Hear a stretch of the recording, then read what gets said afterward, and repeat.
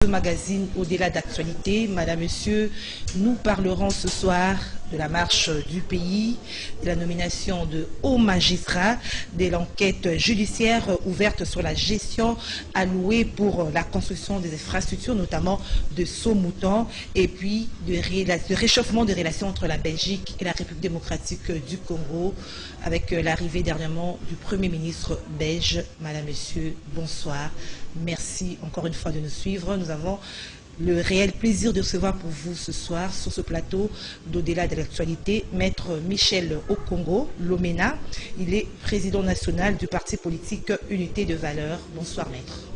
Bonsoir, Madame la journaliste. Merci d'avoir répondu à notre invitation. C'est moi qui vous remercie. Vous avez suivi les thèmes de ce magazine, de ce numéro que je viens de numérer, la marche du pays, la nomination des hauts magistrats, l'enquête judiciaire ouverte sur la gestion allouée pour la construction des infrastructures, notamment de Saut-Mouton qui fait grand bruit, et puis le réchauffement de relations entre la Belgique et la République démocratique du Congo.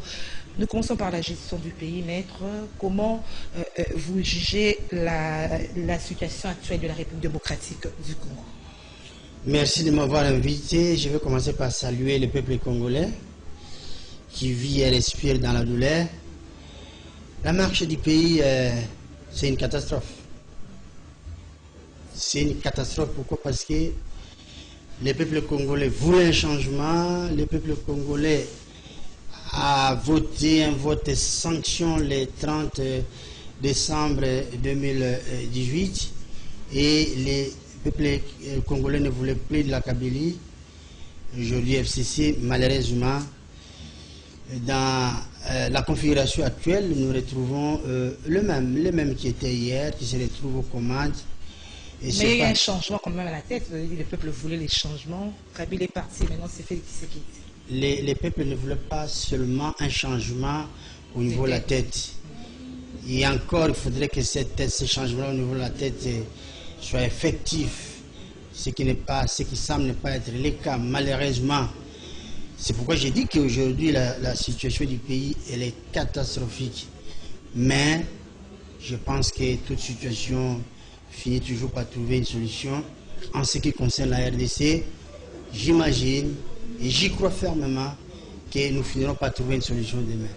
Donc, selon vous, la RDC est dans le bon chemin où la situation est catastrophique par rapport au regard de la coalition à la tête du pays, FCC Cash. Je vais être clair.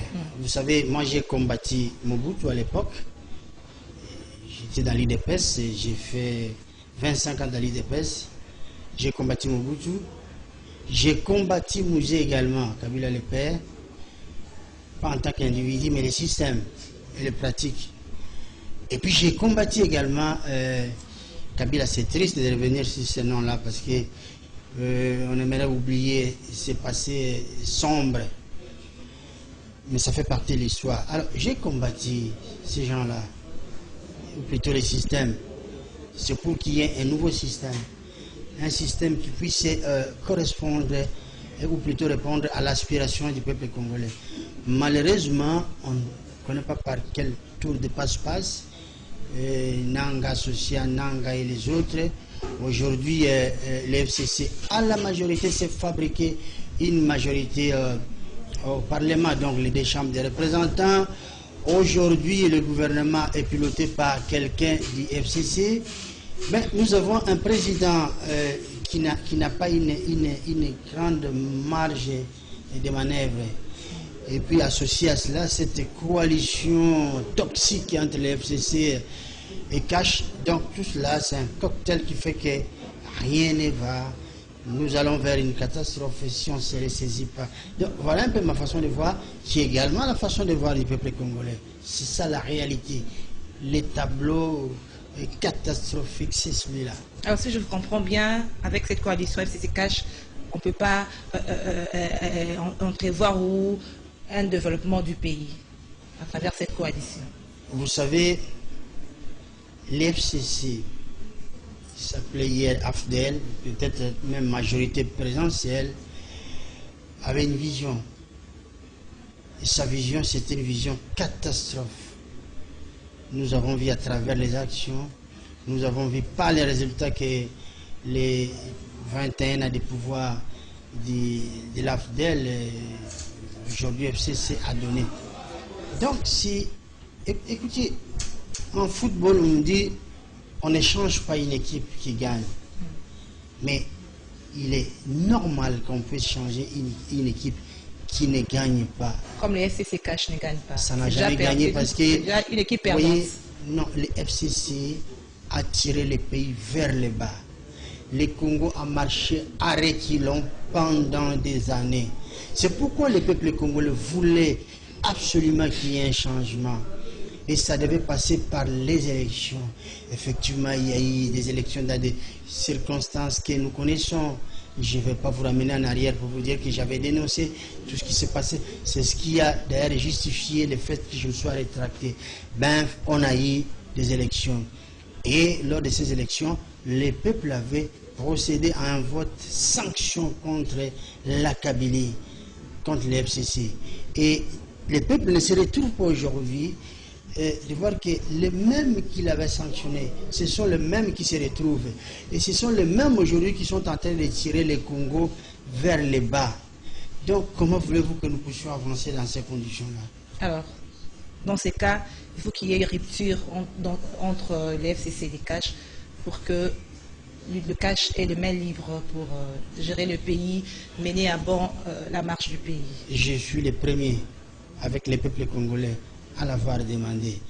Aujourd'hui, je me réjouis de voir que même au sein de l'IDPS, on exige cette rupture. Vous voyez, il faut commencer... Mais le chef lui-même ne veut pas de cette rupture.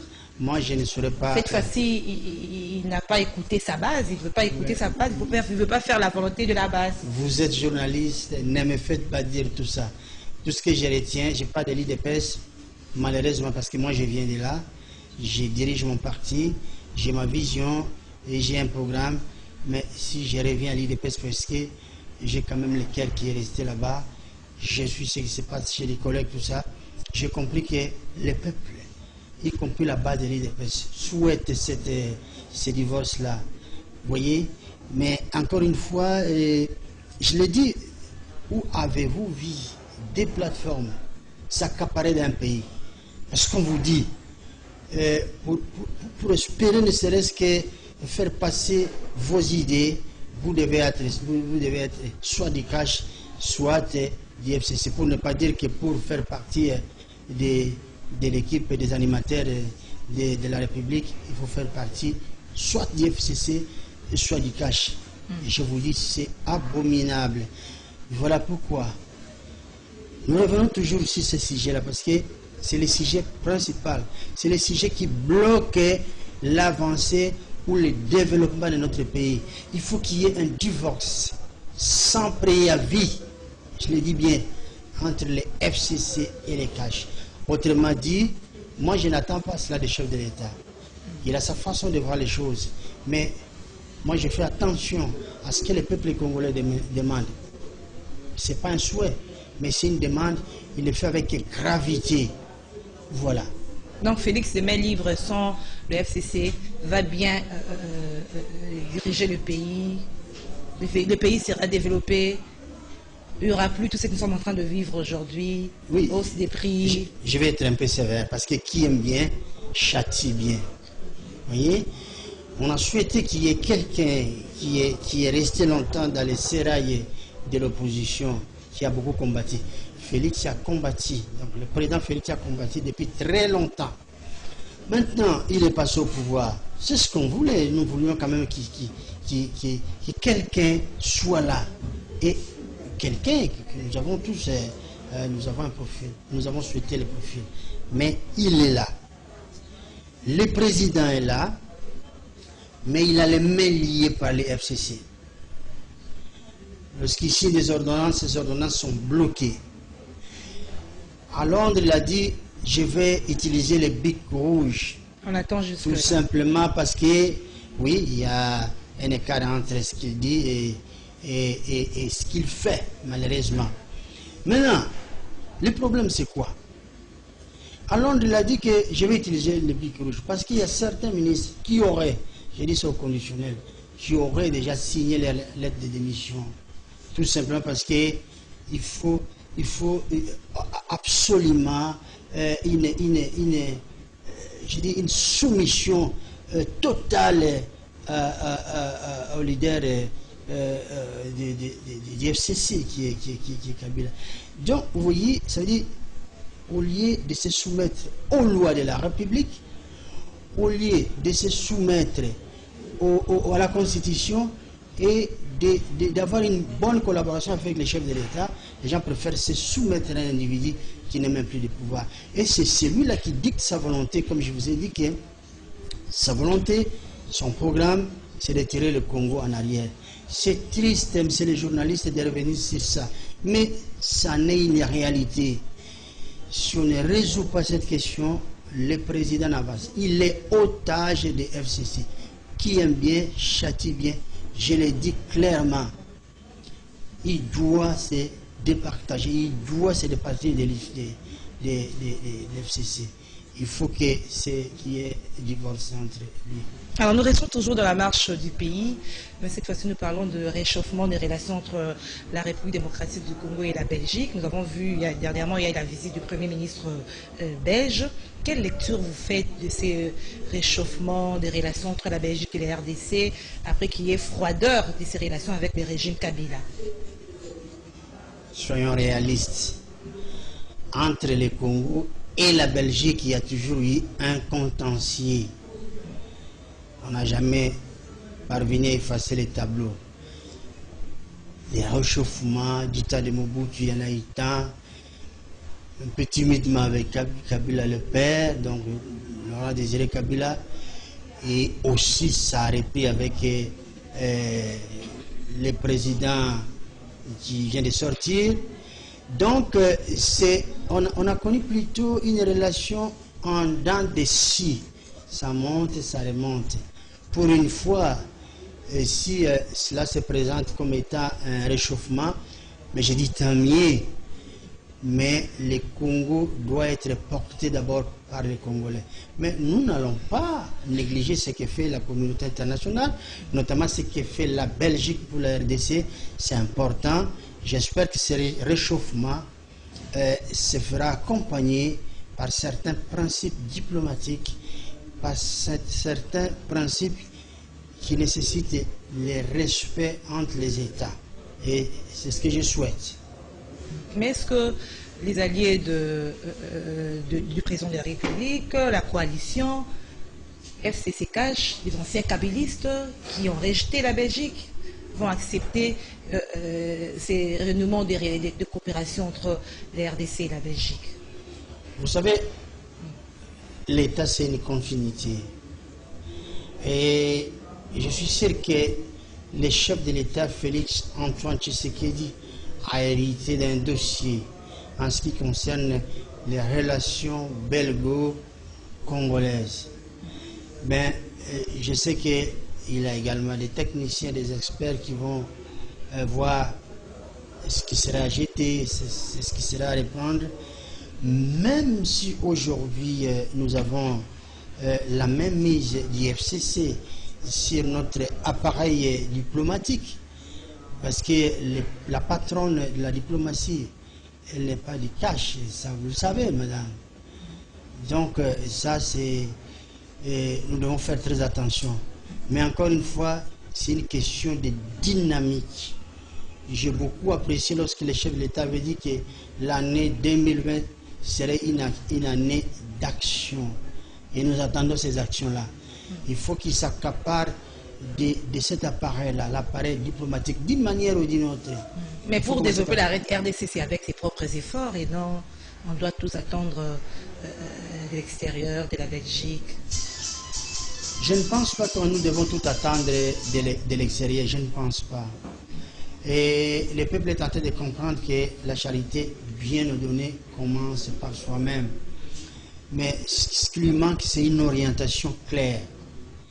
Parce que le peuple doit aussi savoir consommer congolais. Quand je dis consommer congolais, la musique congolaise, mais nous n'allons pas exclure les autres.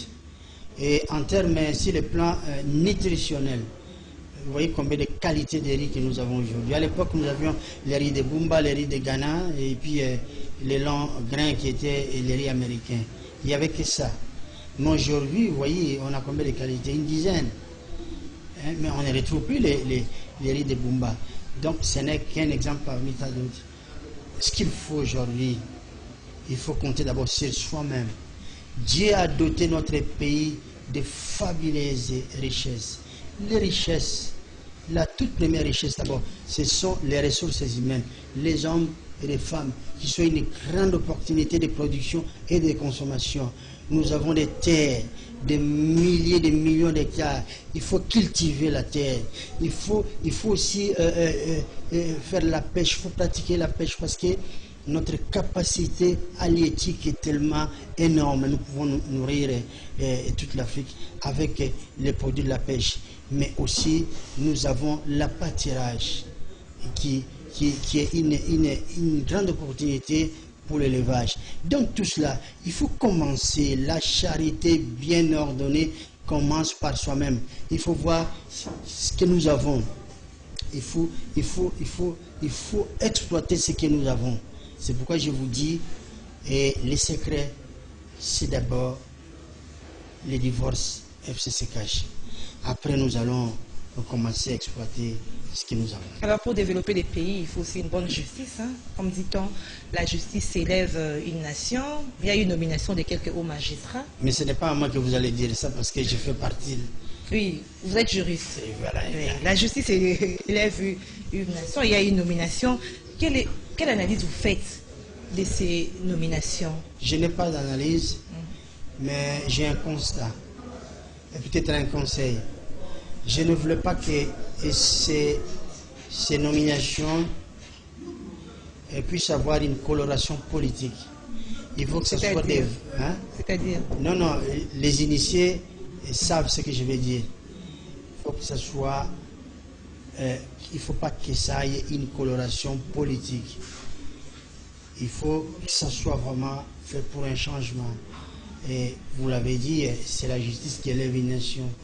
Donc nous voulons élever le Congo. Il faut une justice dans ces pays. Nous tous, nous allons nous impliquer.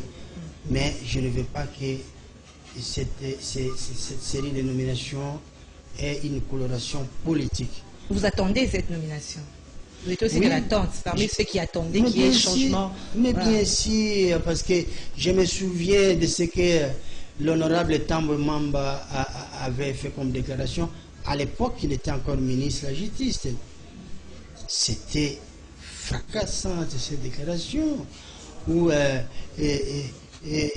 il avait caractérisé la justice comme étant une boîte pourrie. Et les animateurs qui pratiquaient la corruption. Vous voyez, la corruption avait atteint même la Cour constitutionnelle, qui est la plus haute instance judiciaire du pays. Donc, c'était inquiétant. C'est pas parce que cette corruption, c'est pas par rapport à leur environnement, parce que présentement, là, ils sont en grève. Les magistrats.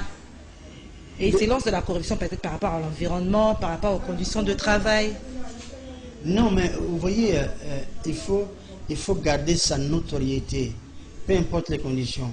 Si on est magistrat, on est là pour dire les droits. Si on est avocat, on est là pour assurer la défense des uns et des autres. Il faut garder sa loyauté, quelles que soient les conditions. Qu'on est dans une époque de famine, comme cela fut le cas en Égypte pendant la période des vaches maigres, il faut savoir garder sa notoriété. Et s'il y a des gens qui ont perdu cette notoriété, et je pense qu'ils veulent amener le pays vers une catastrophe. Alors, ceux qui ont été mis de côté, est-ce qu'ils l'ont vraiment démérité? Ça, c'est le chef de l'État qui le sait. Selon vous, parce que vous avez vu travailler, parce qu'il y a des voix s'élever pour dénoncer les faits qu'ils sont au service du pouvoir finissant. Je respecte beaucoup la justice de mon pays. Je la respecte. Mais je ne peux pas non plus généraliser ce qui nous est arrivé. Et dans toute société, il y a des bons et des mauvais. Il y a eu des pratiques qui n'était pas catholique, ça c'est à condamner. Je pense que le chef de l'État n'a pas puni les gens, parce que si tel était le cas, il allait les traduire en justice. Ce n'est pas une punition, ce n'est pas une sanction. Je crois que sur le plan administratif, il faut qu'il y ait la fluidité, que les impacts, les autres reviennent. Mais nous savons qu'il y a eu aussi des cas de corruption, ça c'est clair. Mais ça ne concerne pas tout le monde. Je respecte la justice de mon pays d'abord. Et elle a aussi son côté négatif, mais aussi son côté positif. Est-ce que vous croyez vraiment au changement, ou soit ces nominations vont réellement amener les changements dans l'administration de la justice? Parce qu'on voit des anciennes têtes qui reviennent, hein, des gens qui sont proches du FCC pour dénoncer, protéger. C'est une question de prise de conscience, une question d'honnêteté, une question de détermination. Ça fait partie des qualités qui doivent animer tout ce qui travaille dans ce domaine, qui est un domaine sensible, un domaine exigeant. Vous voyez? Alors, moi, je ne saurais pas vous dire que ça va apporter quelque chose de positif ou non. Le chef de l'État a ses raisons, que la raison elle-même ne connaît pas. Mais encore une fois, nous devons faire confiance au chef du chef de l'État. Mais aussi, il revient à ces magistrats, à ceux qui ont été nommés, de pouvoir faire preuve de maturité, preuve de compétence, d'indépendance, preuve d'honnêteté, indépendance également, preuve d'honnêteté exceptionnelle. C'est ce que le peuple face à l'impunité, face à les immunités, tout le monde veut devenir député pour jouir de l'immunité.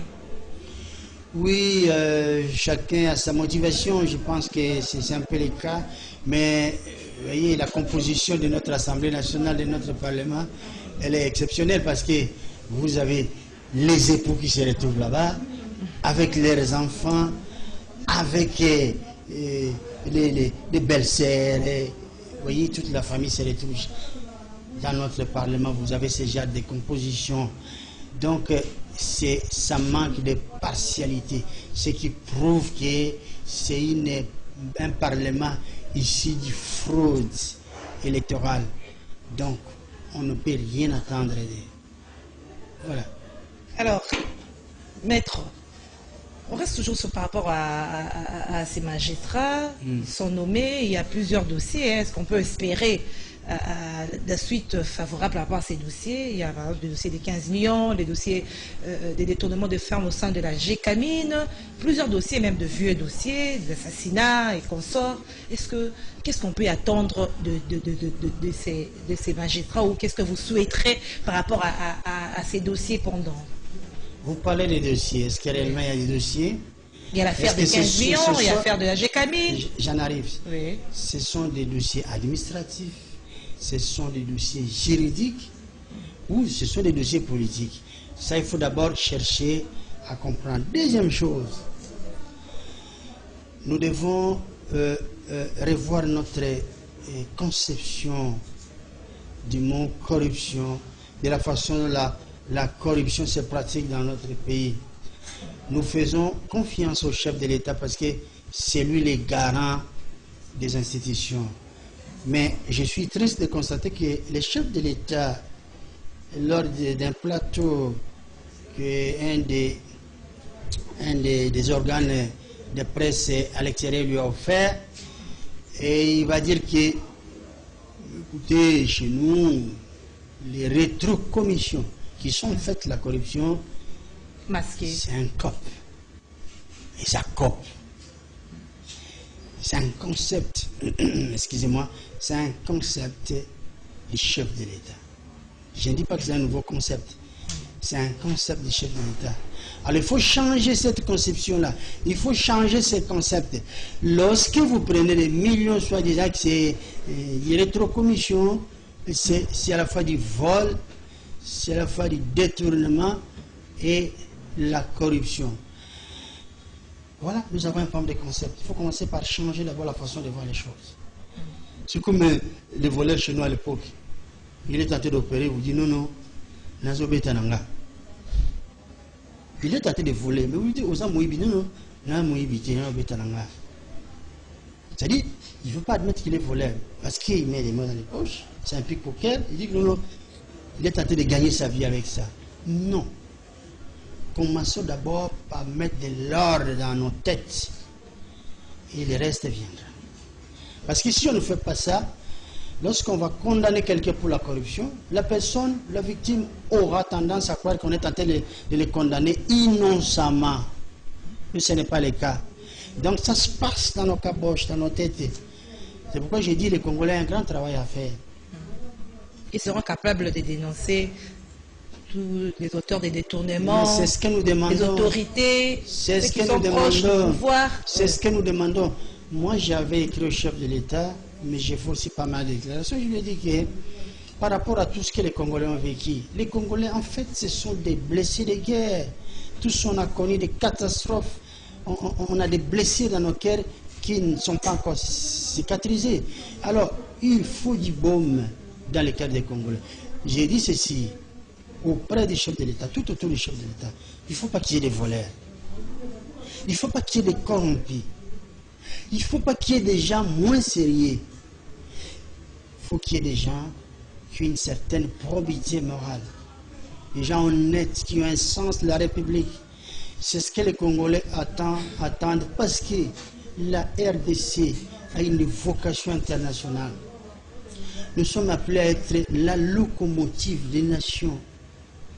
Nous sommes appelés à être l'un des pôles de stabilité économique, politique et diplomatique pour l'Afrique et pour le monde. Voilà. Et si vous vous rabaissez à des petites choses, des commissions, des choses... Non. Non, non, non, non. Ce n'est pas ça. Alors, toujours en justice, il y a eu une enquête judiciaire sur injonction du ministre de la Justice, une enquête sur le fonds alloué pour la construction des infrastructures, notamment des sauts-moutons, qui traînent déjà d'ailleurs. Et comment vous avez accueilli cette enquête? Le président de la République, il doit creuser, il doit fouiller, il doit fouiner, et sur le passé, également sur le présent. Alors, s'il y a une enquête dans ce sens-là, ça ne fait que réjouir le peuple congolais. Mais encore, il faudrait que ces enquêtes-là puissent aboutir à quelque chose. Justement, parce qu'il y a eu des enquêtes. Qu'on puisse définir les responsabilités, qu'on puisse traduire les responsables à la justice, que la justice fasse son travail, afin que ces gens-là soient condamnés. Lorsqu'on condamne, on ne bannit pas. C'est une façon de rééduquer les gens pour dire que les biens de l'État n'est pas, ou plutôt les biens publics n'est pas un bien personnel. Il faut savoir en faire la différence. Malheureusement, ces discours, quand moi je les tiens comme ça, les gens disent « Président, vous devez vous... comment il y a un terme là qu'on me dit souvent. J'ai dit, c'est vrai, moi j'ai connu d'autres cultures. Mais aujourd'hui, je suis chez moi. Les choses doivent se passer correctement. Parce que si on a importé la démocratie, on ne doit pas le faire à demi-mot. La justice, elle est universelle. Voilà. Elle est universelle. Les gens me disent que non, président, il faut vous tropicaliser. Parce que vous avez été à l'extérieur depuis très longtemps. Mais nous sommes à la recherche de l'excellence. Pourquoi avons-nous envoyé nos enfants à étudier à l'extérieur? C'est pour qu'ils nous ramènent et l'expertise et l'expérience en tout et pour tout. Mais nous avons eu cette chance-là. Aujourd'hui, nous voulons que les choses se fassent correctement. Nous avons nos mœurs, également nos coutumes, mais nous avons aussi des domaines qui ont des principes immuables. Le droit est universel. Il faut l'appliquer de la même manière pour tout le monde et pour chacun. Quel pronostic vous donnez à ces enquêtes, à cette enquête?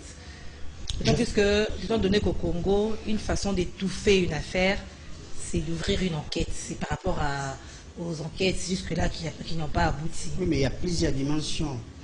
On peut commencer par une enquête administrative d'abord, pour établir les faits.